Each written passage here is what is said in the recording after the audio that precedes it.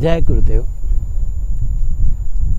मैं गीता के 5वें अध्याय के 6वें श्लोक तक पहुंच गया था।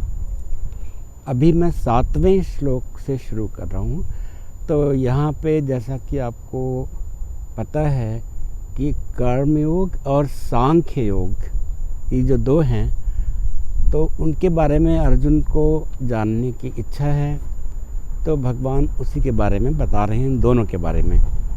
तो 6वें श्लोक के बाद में और ज़्यादा जो है स्पष्टता से वो बताते हैं। जिसका मन अपने वश में है, यहाँ हवा चल रही है,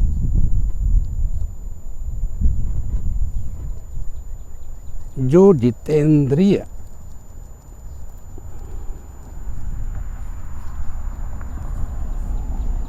विशुद्ध अंतःकरण वाला है और संपूर्ण प्राणियों का आत्मरूप परमात्मा ही जिसका आत्मा है, ऐसा कर्मयोगी कर्म करता हुआ भी लिप्त नहीं होता।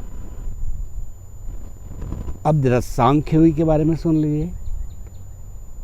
तत्व को जानने वाला सांख्य योगी तो देखता हुआ, सुनता हुआ, स्पर्श करता हुआ, सूंघता हुआ, भोजन करता हुआ, गमन करता हुआ, सोता हुआ, श्वास लेता हुआ, बोलता हुआ, त्यागता हुआ, ग्रहण करता हुआ तथा आँखों को खोलता और मूंदता हुआ भी सब इंद्रियां अपने अपने अर्थों में बरत रही हैं, इस प्रकार समझकर निस्संदेह ऐसा माने कि मैं कुछ भी नहीं करता हूँ।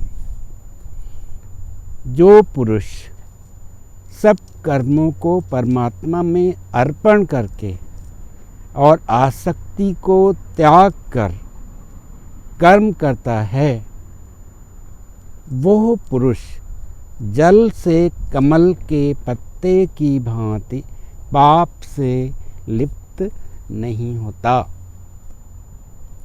कर्मयोगी ममत्व बुद्धि रहित केवल इंद्रिय, मन, बुद्धि और शरीर द्वारा भी आसक्ति को त्याग कर अंतःकरण की शुद्धि के लिए कर्म करते हैं।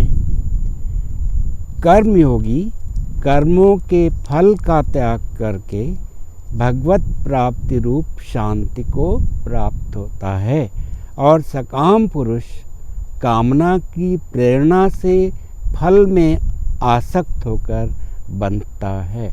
जैसा मैंने बार बार महसूस किया है, एक्सपेरिमेंट किया है, रियलाइज़ किया है, मेडिटेट किया है उसके ऊपर में, निष्काम कर्म होना चाहिए।